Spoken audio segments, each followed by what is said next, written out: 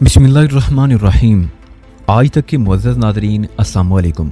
अब किस नंबर 304 मुलाहिज़ा फरमाएं। इसी दौरान में वो दोनों छलावे उठकर खड़े हो गए थे और बड़ी खौफनाक नज़रों से मुझे देख रहे थे। उनमें से एक की आंखों में मुझे शनासाई की झलक दिखाई दी। मुझे एक लम्हे को यूं महसूस हुआ जैसे मैंने वो आंखें मादी करीब में कहीं देखी हों। ये वही शख्स था जिससे दरवाज़ा खुलने के बाद मेरी आंखें चार हुई थी और वो मुझे अपने सामने देख कर ठिठका था। वो एक दराज कामत और सेहतमंद शख्स था। अचानक वो दोनों बैक वक्त मुझ पर हमलावर हुए। दराज कामत अजनबी शनासा ने मुझ पर राउंड हाउस चलाई।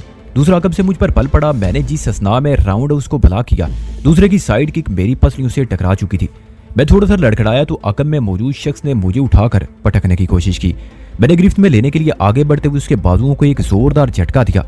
उसके साथ ही मैंने दराज कामत के पेट में लात रसीद कर दी। वो दोनों मुझसे कुछ फासले पर चले गए। उसी वक्त दराज कामत ने जाने अपने लिबास के कौन से हिस्से में हाथ डाला। अगली लम्हे मुझे उसके हाथ में खतरनाक पिस्टल नजर आया। इसी दौरान मैं दूसरा दोबारा चादर में लिपटी हुई नाइला की जानिब पेशकदमी कर चुका था। पसोल बरदार ने उसे इशारा किया कि वो नाइला को पहली फुर्सत में कंधे पर डालकर वहां से निकल जाए। मैं समझ गया वो हर सूरत में नाइला को वहां से लेकर जाना चाहते थे। अगर मैं उन्हें रोकने की कोशिश करता तो मारने मरने से भी दरेक ना करते। मैंने पिस्टल को देखकर यूं जाहिर किया जैसे मैं डर गया हूँ। उसके साथ ही मैंने पसपाई के अंदाज में एक कदम उठाया। पसूल बरदार समझा मैं वहां से फरार होने के बारे में सोच रहा हूँ, लेकिन मेरी वो हरकत महज एक झांसा थी। वो मेरे झांसे में आ गया। मुझ पर से निगाह हटाकर वो अपने साथी की जानिब मुतवज्जो हो गया। उसकी ये तवज्जो लम्हे भर की थी और मेरे लिए वो लम्हा सदियों के बराबर था। मैंने मुहैया उस लम्हे के 10वें हिस्से में हरकत की। मेरा जिस्म हवा में बुलंद हुआ। ये एक हाई जंप थी। पसूल बरदार दराज कामत शख्स मुझसे 5 फुट की दूरी पर था। हवा में बुलंद होते ही मैंने एक जोरदार साइड फ्लाइंग किक उसके पिस्टल वाले हाथ पर रसीद कर दी। पिस्टल उसके हाथ से निकलकर दूर जा गिरा। पिस्टल ने जिस समत परवाज की उधर अच्छा खासा अंधेरा था, इसलिए उसकी लोकेशन का अंदाजा लगाना मुश्किल था। साइड फ्लाइंग किक खाने वाले दराज कामत शख्स ने रद्देमल के तौर पर पिस्टल की जानिब दौड़ लगा दी, मगर मैं अब उसको कोई मोहलत या सहूलत देने के मूड में बिल्कुल नहीं था। उसके दौड़ते हुए कदमों पर मैंने बड़ी सूरत से एक बैक स्वीप मारी। नतीजे के तौर पर वो मुंह के बल पुख्ता फर्श पर पड़ा। उसकी हल्की सी एक दर्द अंगेज आवाज खारिज हुई।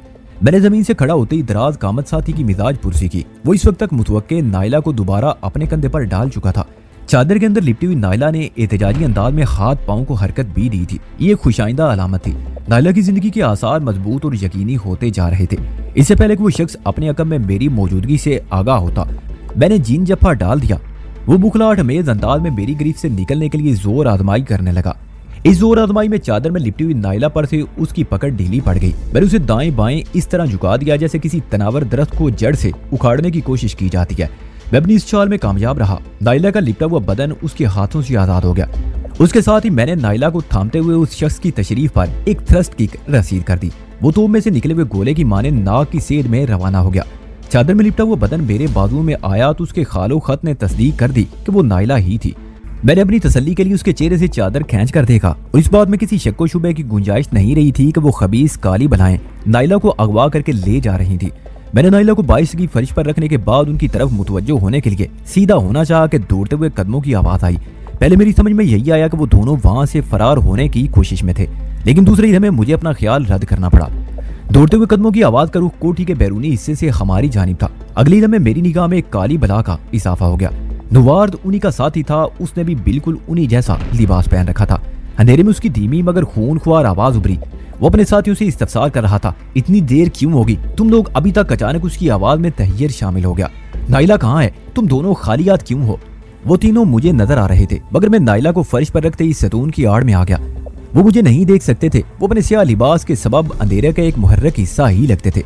उस शख्स के सवाल के जवाब में दराज कामत ने सरगोशी के अंदाज में बताया, इधर गड़बड़ हो गई है। नाइला को हमसे छीन लिया गया है। किसने छीना है? उस शख्स ने मोहतात अंदाज में दरियाफ्त किया। दराज कामत के साथी ने बताया, पता नहीं वो शैतान कहाँ से आ गया और कौन है। एक लम्हे का तवक्कुफ करके वो मेरी समत देखते हुए बोला, पता नहीं कहाँ चला गया। अभी थोड़ी देर पहले तो वो वहां था। वो देखो, नाइला चादर में लिपटी वहीं पड़ी है। उस शैतान को डालो जहन्नुम में। नुवार ने वसीले लहजे में कहा, हम नाइला को उठाने आए हैं। वो सामने पड़ी है, फौरन उसे उठा लो। हमारे पास ज्यादा वक्त नहीं। साजिद बाहर गाड़ी में हमारा इंतजार कर रहा है। तुमने गार्ड और पाशा का बंदोबस्त कर दिया है ना? हाँ, वो दोनों इस वक्त अंटा गफील हैं, दराज कामत ने बताया। फिर देर किस बात की? फौरन नाइला को उठा लो। मगर वो शैतान, दराज कामत ने मुतज़ब्ज़ब अंदाज में कुछ कहना चाहा। उस शैतान की तो मैं ऐसी कम तैसी करता हूँ। नवार चैलेंज करने वाले अंदाज में बोला, तुम दोनों मेरे साथ आओ। मैं समझ गया वो नाइला को साथ ले जाए बगैर नहीं टलेंगे और मैं उन्हें किसी भी कीमत पर इस मकसद में कामयाब होते हुए नहीं देख सकता था। नवाज के पास मुझे आतिशी असले के नाम पर किसी हथियार की झलक नजर न आई। अगर उसके पास ऐसी कोई शय मौजूद थी तो वो उसने अपने स्याह पुरस्रार लिबास में छुपा रखी होगी। मैं सतून के पीछे तनकर खड़ा हो गया। इन चुने गिने लम्हात में दर्जनों फौरी फैसले करने की जरूरत थी और मैं उसके लिए ज़हनी तौर पर तैयार था। सबसे आगे नुवार था, इसलिए पहले वही मेरा निशाना बना। सतून के करीब से गुजरते हुए उसने जैसे ही नायला की समत कदम उठाया, मैं अचानक उसके सामने आ गया। वो भी पूरी तरह ठिठक भी नहीं पाया था कि मैंने एक धुआंधार पंच उसके चेहरे पर रसीद कर दिया। वो अलग से ऊं की आवाज निकालते हुए पीछे को उल्टा, लेकिन दूसरे हील में वो संभल गया और संभलते ही उसने मुझ पर हमला कर दिया। मैं इस हमले के लिए पहले से तैयार था। उसका हमला बड़ा देसी किस्म का था। उसने पहलवानों के अंदाज में मुझे अपने बाजुओं में जकड़ने की कोशिश की। मैंने बैठे के अंदाज में गोता लगाया और खड़े होते ही उसके चेहरे पर एक और पंच चढ़ दिया। इसी दौरान में दूसरे दोनों भी मुझ पर पल पड़े। दराज कामत ने सामने से मुझे किक का निशाना बनाना चाहा। मैंने बैक फुट पर जाकर अपने चेहरे को बचाने की कोशिश की तो अकब से दूसरे ने मुझे दबोच लिया। उसके साथ ही उसने जोर लगाना शुरू कर दिया। वो शायद मेरी कमर को तोड़ने का इरादा रखता था। उसकी गिरफ्त में बड़ी सख्ती थी। मैंने अपने जिस्म के ज़ेरी हिस्से को हवा में उठाया और दोनों पांव पुश स्टाइल में दराज कामत के सीने पर रसीद कर दिए। मेरी सरकत से दोनों नतीजे बरामद हुए। दराज कामत मेरी जबरदस्त डबल किक खाकर पुश के बल जमीन पर गिरा, जबकि मुझे दबोचने वाले के बाजुओं को जबरदस्त झटका लगा और मेरी कमर उसकी गिरफ्त से आजाद हो गई। मैंने गर्दन को खम देकर एक दांसू किस्म की बैक किक उसकी ठोड़ी पर रसीद कर दी। वो दोनों हाथों से अपना चेहरा थामते हुए लड़खड़ाते कदमों से पीछे गया। मैंने आगे बढ़कर उसे left right round house kick से नहला दिया। मेरी टांगे इस रफ्तार से चल रही थी कि उसे ब्लॉक करने का मौका नहीं मिला था। दीवार के करीब पहुंचकर मैंने हतमी फैसला किया और मेरी फ्रंट पुश किक ने उसे चारों खाने चित कर दिया।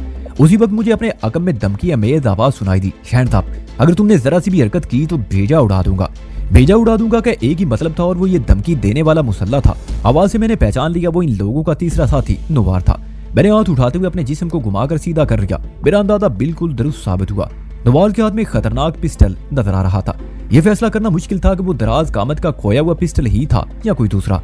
पिस्तौल बरदार ने अपने साथियों को हुक्म दिया, नायला को उठाओ और फौरन बाहर ले जाकर गाड़ी में डाल दो। मैं इस बदमाश को देखता हूँ। वो दोनों पिस्तौल बरदार की बात खत्म होते ही आगे बढ़े। मैंने अपने और पिस्तौल बरदार के दरमियानी फासले को निगाह में नापा। हम दोनों लगभग 12 फुट की दूरी पर थे और वो सतून जिसके पीछे थोड़ी देर पहले मैं छुपा था वो मुझसे एक हाथ के फासले पर था। मैं किसी स्प्रिंग की मानद उछलकर सतून के पीछे पहुंच गया। ये एक फौरी और खतरनाक हरकत थी और इसकी खतरनाकी फौरन जाहिर हो गई। पिस्तौल बरदार ने मेरी समत फायर कर दिया। मैं निशाने पर नहीं रहा था। गोली सतून के किनारे को तोड़ते हुए निकल गई। फायर की आवाज के साथ ही मैंने बड़ी सूरत से बैक फ्लैक लगाई। बैक फ्लैक की तकमील पर मैं हवा में उछला और बैक समर साल्ट लगाते हुए पिस्तौल बरदार के सामने पहुंच गया। वो मेरी हरकत पर बुखला कर रह गया। फिर इससे पहले कि वो दोबारा मुझे गोली से निशाना बनाने की कोशिश करता, मैंने जमीन पर आते ही उसे घूंसों पर रख लिया। मेरी ताबड़तोड़ मुक्कों ने उसकी नाक और मुंह से खून छुड़ा दिया। मैंने उसके पिस्तौल वाले हाथ पर एक भरपूर ठोकर मारकर उसे गैर मुसल्ला कर दिया। उसके साथ ही मैंने एक साइड किक मारकर उसे दूर फेंक दिया। दूसरे दोनों अपने साथी का हशर देखकर तजब्जब में पड़ गए। वो चादर में लिपटी नायला के करीब पहुंच चुके थे।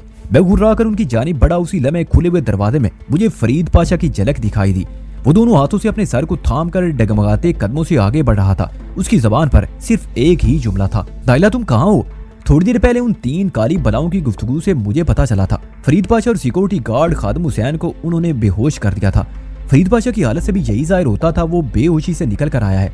उसकी मतलाशी नजर अंधेरे में नायला को तलाश कर रही थी। मैंने बावाज़े बुलंद फरीद पाशा को मुखातिब करते हुए कहा, पाशा साहब, आपकी बीवी नायला इधर फर्श पर बेहोश पड़ी है। फिर मैंने उसकी जानिब इशारा भी कर दिया, आप इसे संभालें, मैं इन काली बलाओं को जहन्नुम की राह दिखा कर आता हूँ। बात खत्म करते ही मैं हमलावरों की तरफ मुतवज्जो हो गया। नायला को वहां से उठाकर ले जाने वाले दोनों अफराद एक साथ मेरी जानिब पलटे। मैं उनके वार के लिए तैयार था। दराज कामत का पंच बड़ी तेजी से मेरे चेहरे की तरफ आया। मैंने आउटर ब्लॉक के बाद उसे हैंड पुश से दूर धकेल दिया। दूसरे की एक नीची फ्रंट किक मेरी कमर में लगी। मैंने बड़ी सूरत से घूमकर उसका पांव टखने के मुकाम से गिरफ्त में लिया और खौफनाक ट्विस्ट देकर उसे एक तरफ फेंक दिया। दराज कामत उसकी राह में खड़ा था। दोनों में जबरदस्त तसादुम हुआ और वो एक दूसरे को लेते हुए जमीन बोस हो गए। मुझे हैरत इस बात पर थी कि उनका जोशीला साथी अचानक कहीं गायब हो गया था। मैंने उसकी नाक और मुंह को बुरी तरह लहूलुहान कर दिया था। अगर वो अंधेरे में से पलट कर नहीं आया तो इसका यही मतलब था, वो या तो जाए वकुआ से फरार हो गया था या फिर कहीं बेसुध पड़ा था। जमीन बोस होने वाले दोनों अफराद उठकर खड़े हुए तो मैं किसी चीते की मानद उन पर झपटा। उनके अंदाज में पेशकदमी की बजाय मुझे पसपाई नजर आई। मैं उनके गुरेज की परवाह किए बगैर उन्हें हाथ और पाँव की ठोकरों पर रख लिया। वो मुझसे बेतहाशा पिटते हुए कदम ब कदम पीछे सिरकने लगे। फिर अचानक मुझे अपने अकम में फरीद पाशा की ललकारती हुई आवाज सुनाई दी। वो सियापोश हमलावरों से मुखातिब था, अगर अपने बाप के तुखम हो तो दुम दबाकर भागना नहीं, मैं भी तुम्हारी लाशें गिराता हूँ। बात खत्म करते ही पाशा ने एक हवाई फायर कर दिया। मैंने बेइख्तियार पलट कर पीछे देखा, फरीद पाशा के हाथ में मुझे रिवॉल्वर नजर आया। नाइला को वो अंदर कहीं छोड़ आया था, क्योंकि वो अब उस मुकाम पर दिखाई नहीं दे रही थी जहां थोड़ी देर पहले वो बेडशीट में लिपटी पड़ी थी। पाशा की ललकार का हमला आवरों पर उल्टा असर हुआ, यानी वो दुम दबाकर भाग खड़े हुए। इस अमल से उन्होंने ये भी साबित किया कि वो अपने बाप के तुखम नहीं थे। पाशा ने उनकी तरफ रिवॉल्वर का रुख फेर कर यके बाद दीगरे 2 फायर किए। अंधेरे के बायस उसका निशाना खता गया। पाशा ने उनके पीछे दौड़ लगा दी। मजबूरन मुझे भी उसका साथ देना पड़ा। हम दौड़ते हुए कोठी की अकबी समत निकल आए, क्योंकि वो दोनों उसी जानिब गए थे। हमारे दरमियान 20 से ज्यादा कदमों का फासला था, लेकिन ये फासला बतदरीज बढ़ गया था। लगता था उन्हें वहां से फरार होने की बहुत जल्दी हो, क्योंकि वो अंधाधुंध भागते हुए कोठी की अकबी दीवार के पास पहुंच गए। इसी दौरान में पाशा ने यके बाद दीगरे उन पर 3 गोलियां भी चला डाली और धमकी अमेज अंदाज में उन्हें ललकारता भी रहा, मगर उन्होंने पलटकर पीछे ना देखा और ना ही रुकने की कोशिश की। वो अपनी जान की परवाह किए बगैर सरपट घोड़ों की तरह अकबी दीवार फलांगने के लिए दीवार पर चढ़ना शुरू हो गए। तो पाशा ने एक मरतबा फिर उन्हें गोली का निशाना बनाना चाहा। फिर उसके रिवॉल्वर से गोली की बजाय खट की आवाज बरामद हुई। वो अपने रिवॉल्वर की चैम्बर की तमाम गोलियां फायर कर चुका था। हमारे दरमियान इतना फासला था कि मैं दौड़कर उन्हें दीवार फलांगने से नहीं रोक सकता था। उसके बावजूद भी मैंने ये कोशिश जरूर की, लेकिन मुझे इस कोशिश में कामयाबी न हुई। जब मैं दीवार के करीब पहुंचा तो वो दोनों दूसरी तरफ कूद चुके थे। मैंने दीवार पर चढ़ने के लिए हाथ उठाए ही थे कि अकब में पाशा की आवाज आई, रुक जाओ वजदान, अब वो हाथ नहीं आएंगे, ताकुब का कोई फायदा नहीं।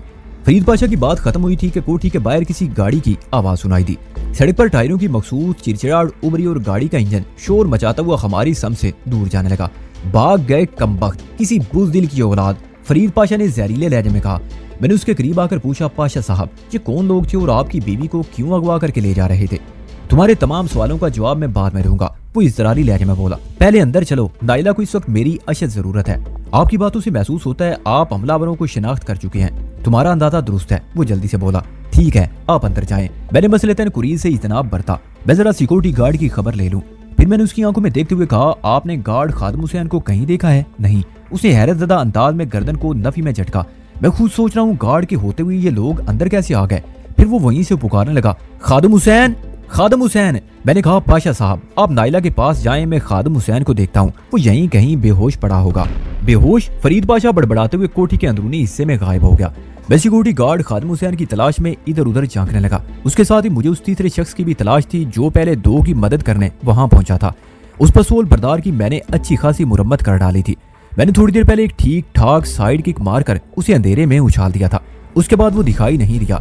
हमने सिर्फ 2 अफराद को दीवार फलांग कर फरार होते देखा था। थोड़ी सी कोशिश के बाद सिक्योरिटी गार्ड मुझे नजर आ गया। वो इस वक्त दुनिया और माफिया से बेखबर एक दीवार के साथ मोर पंख के पौधे के पीछे पड़ा हुआ था। मोर पंख के पौधे के करीब ही मुख्तलिफ फूलों के पौधे लगे हुए थे और बेसुध गार्ड उन पौधों के पीछे छुप कर रह गया था। मैंने गार्ड के बदन को टटोल कर देखा और चंद लम्हों में मुझे अंदाजा हो गया उसे बेहोश करने के लिए कनपटी पर किसी ठोस शय से वार किया गया था। उसकी कलाशनकोफ भी थोड़े फासले पर पड़ी थी। मैंने बड़े माहिराना अंदाज में गार्ड को हिलाया जुलाया और उसकी गर्दन पर मौजूद एक मखसूस नस पर हल्का सा मसाज किया। मेरे हाथ की हरारत उसकी जिंदगी की हरारत में शामिल हुई तो चंद लम्हात के बाद उसने कसमसा कर आंखें खोल दी। मैंने शाना थपथपाकर उसे उठने का इशारा किया और उस जानी बढ़ गया जिधर मैंने किक मारकर पस्तौल बरदार को फेंका था। इससे पहले दराज कामत से आपोश का पिस्टल भी उधर अंधेरे ही में कहीं गायब हुआ था। थोड़ी सी कोशिश के बाद वो दोनों पस्तौल मुझे मिल गए, लेकिन भगोड़ों के साथी का नाम पता ना मिल सका। उससे मैंने यही अंदाजा कायम किया वो शख्स उनसे पहले ही कोठी से रफू चक्कर हो चुका था। मैंने उसकी ऐसी धुलाई की थी कि उसने वहां रुकने पर फरार को फोकियत दी थी। उस शख्स की जबानी मुझे पता चला साजिद नामी कोई शख्स बाहर गाड़ी में उनका इंतजार कर रहा था। गोया नाइला को अगवा करने के लिए 4 अफराद इस कोठी में पहुंचे थे। मैं और सिक्योरिटी गार्ड एक साथ अंदर दाखिल हुए। फौरन ही फरीद पाशा तक हमारी रसाई हो गई। मैंने नहायत ही मुख्तसर अल्फाज में फरीद पाशा को उन हालात से आगाह किया जो खादिम हुसैन को देखकर मेरे जहन में आए थे। उसने मुझे इशारा करते हुए कहा, वजदान तुम अंदर चलो, अंदर कमरे में, तुमसे मैं बाद में बात करूंगा, पहले खादिम हुसैन से पूछगछ कर लूं। मैं समझ गया वो खादिम हुसैन से किस किस्म की पूछताछ करना चाहता था। सिक्योरिटी गार्ड का मतलब होता है जानो माल की हिफाजत करने वाला। खादिम हुसैन के होते हुए 3 खतरनाक अफराद कोठी के अंदर घुस आए थे। न सिर्फ वो अंदर दाखिल हुए बल्कि उन्होंने इस कोठी की नायत अहम शख्सियत नाइला को अगवा करने की कोशिश भी की थी। अगर मैं बर वक्त वहां पहुंचकर उनकी राह की रुकावट ना बनता तो वो अपने मकसद में कामयाब हो चुके होते। इस कोठी में मालकान और सिक्योरिटी गार्ड के अलावा सिर्फ 2 अफराद का आना जाना था। उनमें एक तो घरेलू मुलाजमा अल्लाह रखी थी और दूसरी अल्लाह रखी की बेटी आमना। ये दोनों दिन भर कोठी में काम करने के बाद अपने घर चली जाती थी। उनका झोंपड़ी नुमा घर एक नजदीकी कच्ची आबादी में था। कोठी के अंदर एक और शख्स भी रहता था और वो था खानसा माँ अल्लाह दिता। उस बेचारे का दुनिया में कोई नहीं था, इसलिए कोठी के सर्वेंट क्वार्टर में उसने मुस्तकिल डेरा डाल रखा था। पाशा के मुताबिक अल्लाह दिता पाकिस्तानी और इंग्लिश खाने बनाने का मास्टर था। मैं फरीद पाशा के कहने पर अंदरूनी कमरे में आ बैठा। लगभग 10 मिनट बाद पाशा मेरे पास आया और मुझे हाथ से पकड़कर एक दूसरे कमरे में ले गया। वो कमरा अपनी तरतीब के एतबार से ड्राइंग रूम कम बेडरूम नजर आता था। मुझे एक सोफे पर बैठने का इशारा करके वो कमरे से निकल गया। जाते हुए उसने सिर्फ इतना कहा था, वहीदान तुम इत्मीनान से यहाँ बैठो, मैं अभी आता हूँ। पाशा साहब, आपकी अहलिया। मैंने नाइला की खैरियत दरियाफ्त करना चाहिए तो उसने जल्दी से कहा, नाइला होश में आ चुकी है और बिल्कुल खैरियत से है। मुझे थोड़ी सी मोहलत दे दो, फिर मैं तुमसे तफसीली बात करूंगा। वो मुझे उस कमरे में छोड़कर चला गया तो मैं नाइला और नाकामयाब अगवा कुंदगान के बारे में सोचने लगा। घूम फिर कर मेरा ख्याल पाशा की एक बात की तरफ चला जाता था। रात के खाने के बाद पाशा ने गुफ्तगू के दौरान में 2-3 मरतबा कहा था कि नाइला को उसने बड़ी मुश्किलों से हासिल किया था। हासिल किया था का मतलब यही निकलता था कि जिन लोगों से नाइला पाशा के पास पहुंची थी अब वो उसे वापस हासिल करने की कोशिश कर रहे थे। मुमकिन है ये अधूरा अगवा भी उसी सिलसिले की कोई कड़ी हो। थोड़ी देर बाद फरीद पाशा मेरे पास आ गया और दोनों बाजू खोलकर मेरी जानिब बढ़ा और उसके मुआनके अंदाज को देखकर मैं खड़ा होने पर मजबूर हो गया। उसने मुझसे बगलगीर होते हुए पूरी कुव्वत से बेंचा, फिर मेरी पुश्त को थप्पा कर बोला, फैजान आज तुमने मुझ पर जो एहसान किया है मैं उसे जिंदगी भर याद रखूंगा। पाशा साहब, मैंने तो कुछ भी नहीं किया, मैंने नरमी से कहा। वो मुझसे अलग होते हुए भर्राई हुई आवाज में बोला, तुमने कुछ नहीं बल्कि बहुत कुछ किया है। सच्ची बात तो ये है कि अगर तुम इन खबीसों की राह में बर वक्त रुकावट ना डालते तो वो अपने नापाक अज़ाइम में कामयाब हो जाते। तुमने मेरी नाइला को अगवा होने से बचाया है, गोया मेरे जिस्म को रूह से खाली होने से बचाया है। मेरे पास वो अल्फाज नहीं जिनकी मदद से मैं तुम्हारा शुक्रिया अदा कर सकूं। आप मुझे शर्मिंदा ना करें पाशा साहब, मैंने कहा। आप मेरे मोहसिन मेजबान है, आपकी इज्जत मेरी इज्जत है। मैंने अपनी इज्जत को बचाने की कोशिश की है और ये तो मेरा फर्ज था।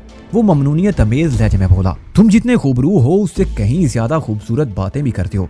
तुम्हारी सीरत सूरत पर हावी है। तुमने मुझे खरीद लिया है वहीदान, तुम अंदाजा नहीं लगा सकते इस वक्त मेरे दिल में तुम्हारे लिए कौन से जज्बात है।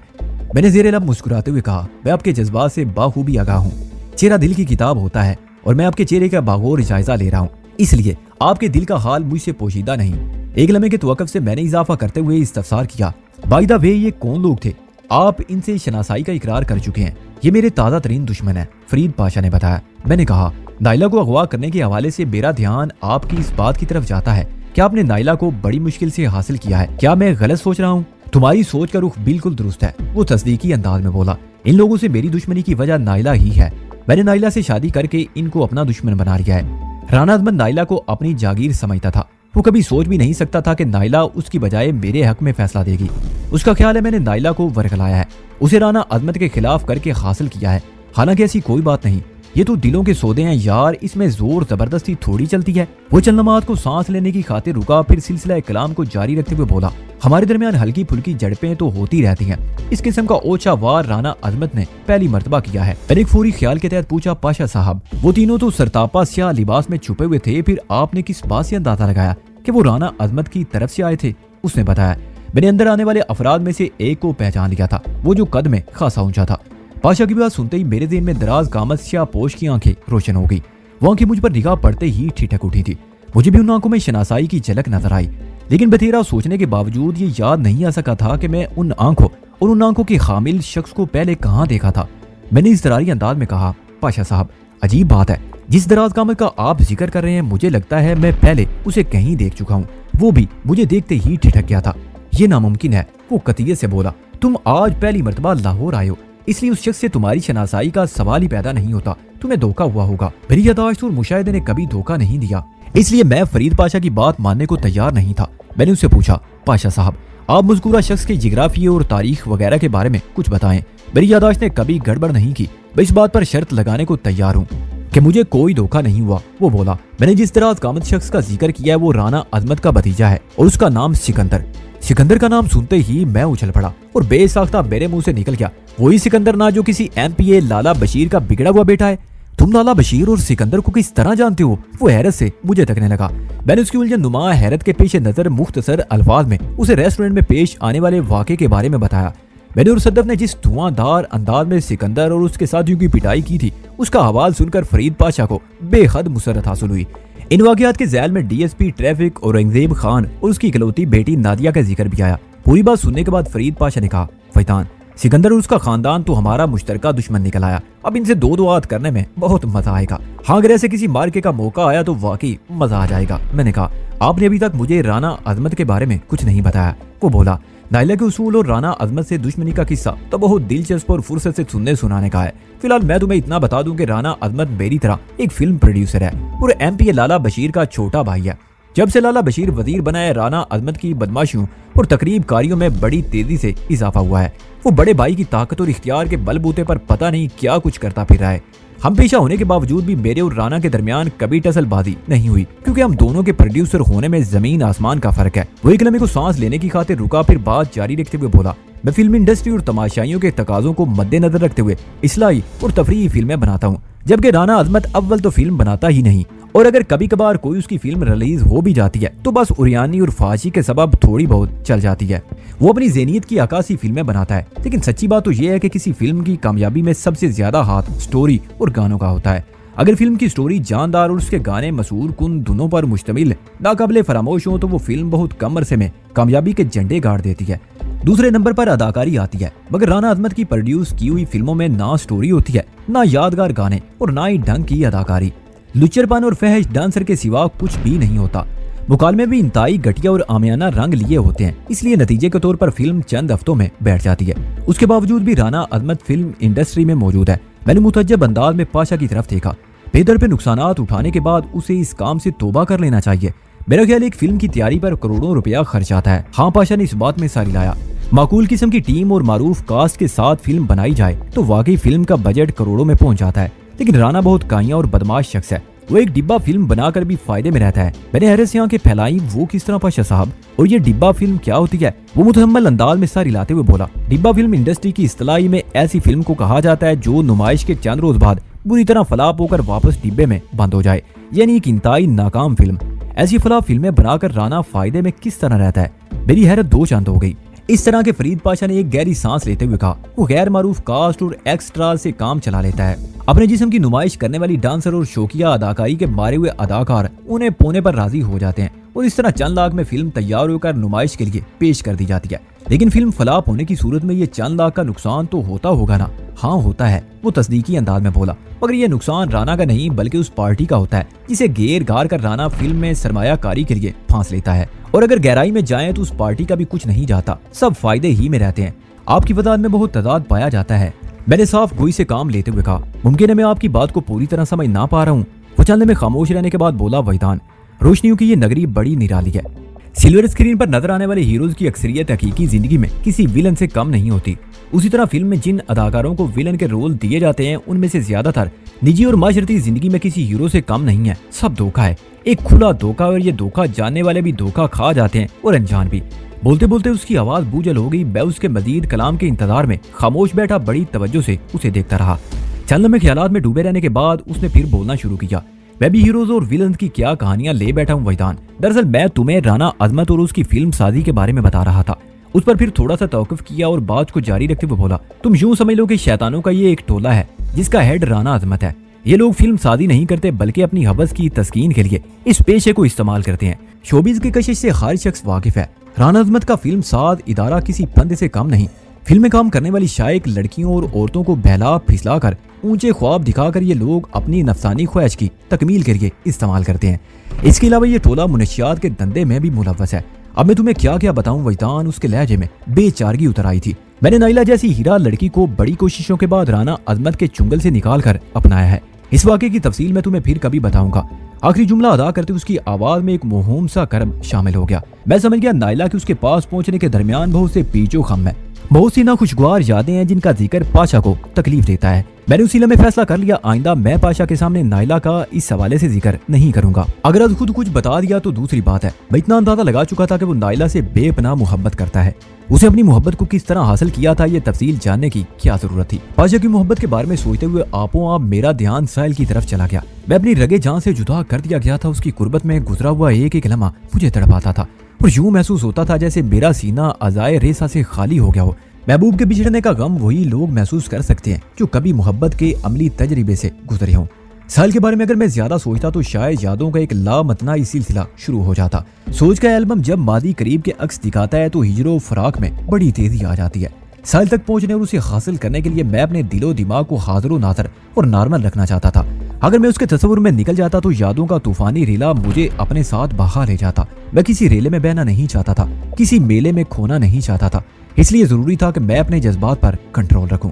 ये कंट्रोल हासिल करने के लिए मुझे साहिल की याद से हत्तल इम्कान दूर रहना था और मैं इसी किस्म की कोशिश कर रहा था, गोया खुद को धोखा दे रहा था।